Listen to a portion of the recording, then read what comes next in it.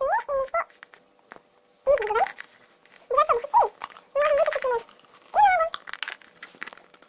Нет, руку сложнее вытащить, но можно. Я походу ему что-то там сломала. Посмотрите, что внутри руки. Что это? Вот так выглядит пупс без всего. Не говоря уже о голове. Что это? Как ребенок вообще с этим будет играть? Пам-пам-пам. Вот как с этим вообще можно как-то поиграть? Без особых усилий можно оторвать мою руку, ногу, все что угодно. Вот такая получилась у нас кровавая ванна с телом и башкой. Не успела скрутиться, и должна получиться кошмар. Все. Жуткий запах, я вообще про это молчу.